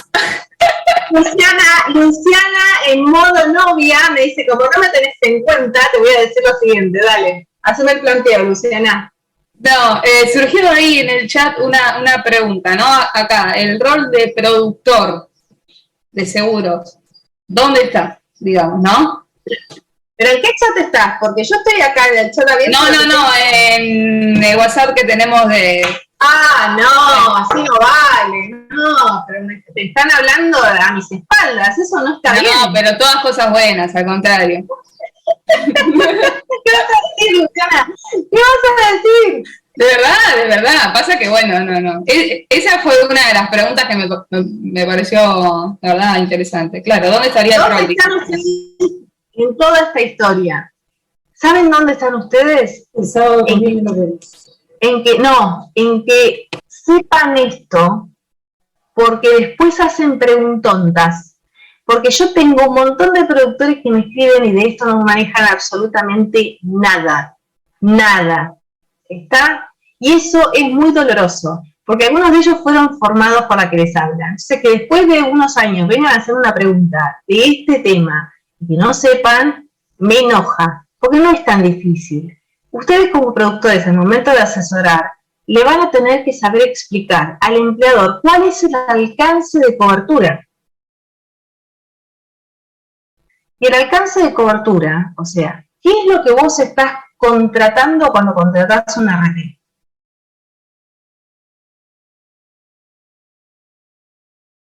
¿Qué riesgo está cubierto? Porque después yo tengo productores que me llaman y me hacen la siguiente pregunta.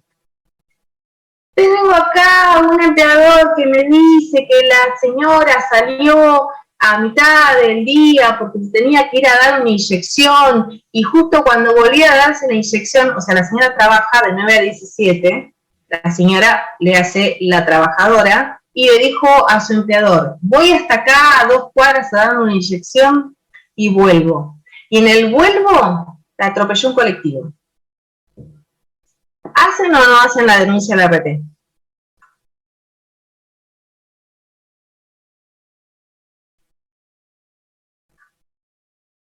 Sí, porque estaba en el horario laboral, ¿no? Y es como el caso de la compañera de trabajo de Yamila que se quemó, o sea, alguien no controló, no tendría que haber salido en tal caso. No, tampoco. La compañera tendría que haber denunciado, la que se quemó los pies por hacerse la linda con las zapatillas, bueno, esa tendría que haber denunciado. ¿Por qué? Porque el empleador no controló, estaba dentro del ámbito de trabajo, del ámbito de trabajo, en el horario de trabajo, realizando trabajo. Se quemó porque no usó los elementos de protección personal. Y no solamente que ella incumple con la normativa de seguridad y higiene, sino que también incumple su empleador porque no controló que utilizara los elementos de protección personal. Y eso, teniendo en cuenta la responsabilidad objetiva, es decir, se quema dentro del ámbito de trabajo realizando su tarea y porque yo no controlé que hubiera usado el calzado con la protección, tengo que denunciarlo a la RT y tienen que dar la cobertura.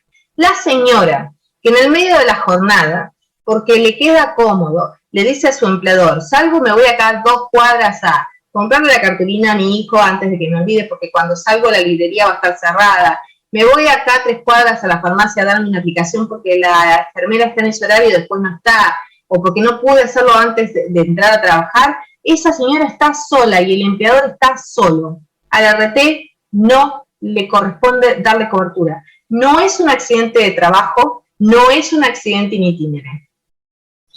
A mí hace poco me pasó no me pasó nada, digamos, pero sí surgió en el trabajo esta pregunta, ¿no? Te cuento la historia breve. Son 9 horas de trabajo con 1 hora de descanso, ¿sí? A mí me dan la opción de quedarme en el lugar de trabajo o de salir. Y yo hubo una vez que esa hora de descanso no me la tomé y salí antes para irme a la parada del colectivo, ¿sí? Al día siguiente se lo cuento a mi jefa y me dice, mira, la hora de descanso te la tenés que tomar dentro del lugar, no tengo ningún problema que salga, pero si te llega a pasar algo, no te va a cubrir, digamos, Hola. Claro.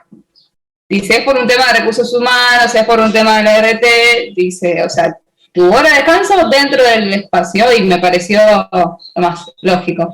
Pasa que en el momento uno quizás no lo piensa, pero es eso que estás diciendo, justamente.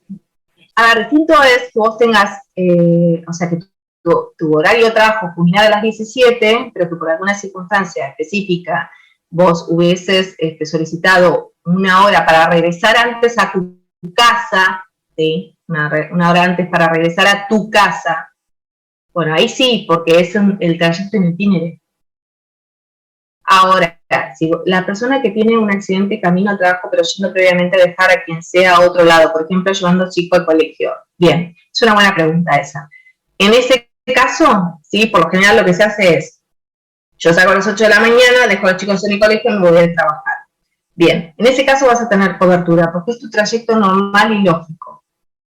Ahora, si vos me decís, yo entro a trabajar a las 9 de la mañana, entonces lo que hago es, me voy a mi casa hasta el puerto a buscar algo que encargué del puerto, paso por el trabajo de mi marido para dejarle el tupper que se le olvidó y de ahí me voy al trabajo, ahí ya no hay ni trayecto ni lógico, ni normal, ni cosa que se te parezca. Ahí vos te hiciste un city tour antes de ir a trabajar y, por ejemplo, terminas accidentándote camino al puerto. Hay un desvío del trayecto. Que a vos te alcanzara todo el tiempo que te tomaste antes de ir a trabajar para llegar a trabajar y vos decidieras hacer todos estos trámites personales, eso no es un accidente de itinerario.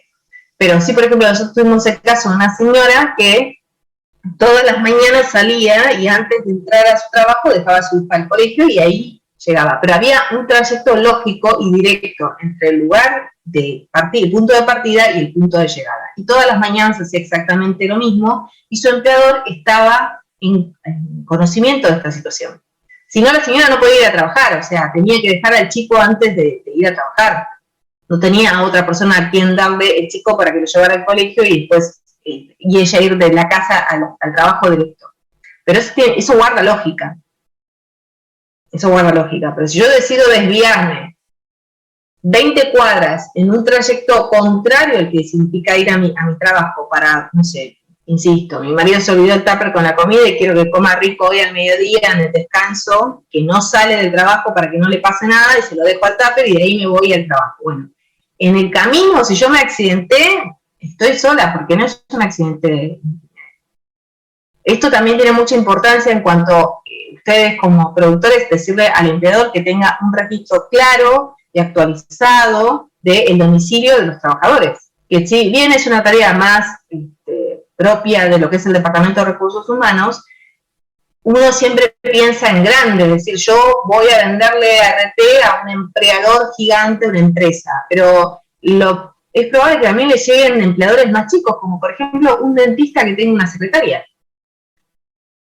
que no va a tener un departamento de recursos humanos, que a datas que tiene un contador que le liquide los sueldos y que por ahí no le haga saber estas situaciones o no lo ponga al tanto de cuál es el real alcance de la ART, del seguro que están obligados a contratar y que ustedes le están vendiendo. Ahí están ustedes, conociendo hasta cuántas horas se considera cubierto en caso de estar transcurriendo a tu trabajo y retomando el mismo. No es una cuestión de horas. Es una cuestión de planimetría y de trayecto lógico. Todos los accidentes sin itinerario se mandan a investigar. ¿Sí? Hay un estudio que se encarga, son los liquidadores o lo que se llaman estudios de investigación rápida. A los cuales sí. Y, por ejemplo, yo tengo que ir a mi trabajo y justo la noche anterior me quedé dormida en la casa de una amiga, de mi mamá, en otro lado que es una casa. No es accidente sin itinerario. No es accidente en itinerario, porque el accidente en itinerario es de tu casa, o sea, del domicilio denunciado al trabajo y del trabajo a tu casa. Si vos decidiste pernoctar... O sea que no puedes tener una vida personal de modificarte tu vida día a día, por eso, no te cubriría. No es que no podés tener una vida personal, podés tenerla, tenerla, hacer lo que quieras, y más, consiste a alguien, querés pasar la noche con esa persona, está perfecto, volvete a tu casa a bañarte y de tu casa andate al trabajo. Eso es lo que te estamos diciendo. Porque si vos te volvés de un lugar que no es tu domicilio, no es un accidente en itinerario. Porque el trayecto que vos le tenés, a ver, vos cuando denunciás, cuando aplicás para un trabajo, completan una ficha y las cosas que vos estás obligada a denunciar es tu domicilio actual. No solamente por estas cuestiones, sino porque el despido es recepticio. Entonces tu empleador tiene que tener un lugar físico al cual notificarte el despido si eventualmente la relación se interrumpe de esta manera. Entonces, si vos decidiste, hay solamente 3 supuestos en los cuales la ley admite ¿sí? 3 supuestos que están numerados de manera taxativa, los cuales la ley admite que vos cambies el lugar, que es pluriempleo, que vos estés cursando estudios o que tengas a tu cargo el cuidado de un familiar directo, no conviviente. Esos son los 3 supuestos en los cuales vos podés estar volviendo de otro lugar que no sea tu domicilio y que se entiende o aplica el concepto accidente in itinere. Si vos, como hemos tenido casos, salís de trabajar y vas a buscar a tu novia a la casa, y de la casa de tu novia te vas a tu casa, no es accidente in itinere, vos desviaste el trayecto.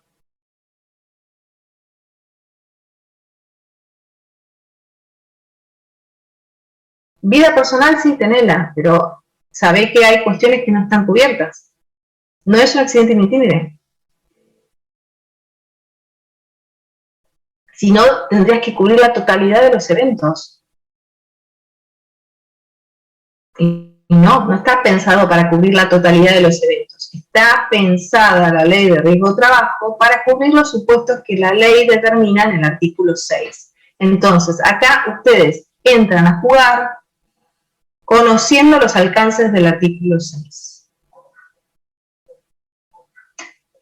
Y volviendo a la pregunta de hasta cuántas horas se considera cubierto en caso de estar transcurriendo a tu trabajo retomando el mismo, bueno, lo que se entiende es que vos, cuando te mandan a investigar el siniestro, saliste del trabajo y van a hacer una planimetría para ver en qué tiempo se puede recorrer el tramo que vos tenés que hacer desde tu trabajo hasta tu casa. Por eso no es que hay cuántas horas, no. Cada siniestro se va a investigar porque, por ejemplo, no es lo mismo una persona que vive a 15 cuadras del trabajo que una persona que vive a 25 kilómetros del trabajo que una persona que va de una ciudad a la otra. Tenemos trabajadores que viven en Coronel Vidal y que viven en Mar del Plata, entonces no es una cuestión de horas. A lo que en esos casos también se va a examinar, por ejemplo, si ese día había un corte de ruta, a la altura del puentecito ese que está en la caminera, a la altura de la Florida, no podés entrar por ahí, te tenés que ir al desvío que te lleva hasta Santa Clara, y de Santa Clara te tenés que venir por ruta 11 para llegar a Mar del Plata. ¿Es accidente in itinere o no es accidente in itinere? Sí, es accidente in itinere. Pero vean la importancia que tiene hacer la investigación de cada caso, porque si no directamente, a ver, vive en Coronel Vidal y en vez de venir por ruta 2, hizo el desvío y se accidentó a la altura de Santa Clara en la ruta 11. ¿Qué estaba haciendo? Bueno, eso se manda a investigar, porque ahí vos podés tener tanto la causal para rechazar el siniestro como la obligación de aceptarlo porque esa persona tuvo que desviar el trayecto por un hecho del cual no le resulta imputable, como es, por ejemplo, el corte de ruta. Y no va a ser la misma cantidad de tiempo que si hubiese viajado por ruta 2 como si hubiera tenido que hacer el desvío por ruta 11. Pero sepan que solamente hay 3 supuestos en los cuales se considera accidente in itinere aun cuando hubiese desviado el trayecto, que es pluriempleo, estudio o el cuidado de un familiar directo no conviviente. ¿Sí? ¿Alguna otra pregunta? Quedan 10 minutos. Y terminé el cuadernillo porque estoy hablando sola todo el tiempo, porque sacando a Yamila, a Marcelo y a la otra chica que me hizo todo un planteo de novia, bueno, estoy hablando sola todo el tiempo. Nadie habló, nadie leyó. El lunes los quiero a todos conectados, hay 31, quiero 31 todos conectados y que todos hagan preguntas. Porque después cuando viene el examen, lloran, ¿tá? Lloran. Profe, en el caso que estuviera de vacaciones, por ejemplo. Vas de vacaciones. ¿Y qué pasó? Y le pasa algo. Las vacaciones, o sea, el problema te pasó en las vacaciones, llamá a la obra social, llamá al seguro de viajero. Estás de vacaciones, no estás desempeñando, no es un supuesto del artículo 6, está en una licencia de las que prevé la ley de contrato de trabajo, dependiendo de la antigüedad que tiene ese trabajador, y no sé, se accidenta. Bueno, mal, la verdad que qué vacaciones horrendas, pero no, el empleador no tiene nada que ver ahí. pero pasa, viste que algunas veces, no sé, se van de vacaciones a Córdoba, a algún lado, y se quiebran. Y se quebró, y entonces le corresponde el régimen de licencias por enfermedad inculpable. Dependen de la antigüedad en el puesto y de las cargas de familia. Personas que tienen menos de 5 años de antigüedad y sin cargas de familia, hasta 3 meses de licencia con goce de haberes. Si tienen cargas de familia, hasta 6 meses de licencia con goce de haberes. Y personas que tienen más de 5 años de antigüedad sin cargas de familia, hasta 6 meses. Y si tiene cargas de familia y más de 5 años de antigüedad, hasta 1 año de licencia con goce de haberes. Finalizado ese plazo, es 1 año de reserva de puesto. Pero no lo cubre la RT y todo el tratamiento lo va a tener que hacer mediante obra social. Pero no es un accidente in itinere. Accidente in itinere es que vos estás realizando tareas, ibas a tu trabajo, no te ibas a Córdoba 15 días. Eso no es un accidente in itinere. ¿No? Ni es un accidente de trabajo. Ahora, si vos me decís que al trabajador, ejemplo, no sé, ¿qué tarea puede ser? Un programador que trabaja para una de las empresas tecnológicas de acá de Mar del Plata y que va a hacer la programación de un server en Córdoba, bueno, esa persona sí tiene cobertura de la RT. Y el traslado que hace desde Mar del Plata hasta Córdoba para prestar tareas en la otra provincia no es un accidente in itinere, es un accidente en comisión. Y se tasa como accidente de trabajo, o sea que le corresponde el adicional del 3%, del artículo 3, que es el 20%. ¿Sí? Ahora, en Córdoba está alojado en un hotel que le paga la compañía. Y tiene que trasladarse del hotel hasta el lugar en el que está prestando servicios, que hay 15 días. Ese es un accidente in itinere, si te le pasa algo ahí. Si al momento de presentar el accidente de RT, el empleador lo despide, sigue reconociendo. Sí, señor. Si la persona está desvinculada y denuncia ante la RT tiene que cubrir.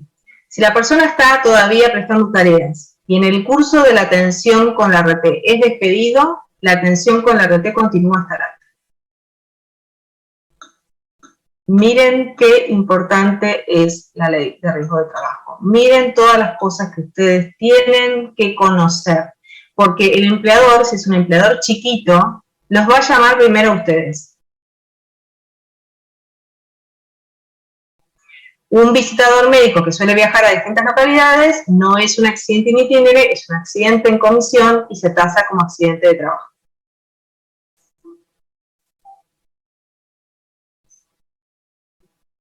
Ok, perfecto, listo, entró. Quedan 6 minutos. ¿Quieren hacer alguna otra pregunta o se quieren ir a almorzar?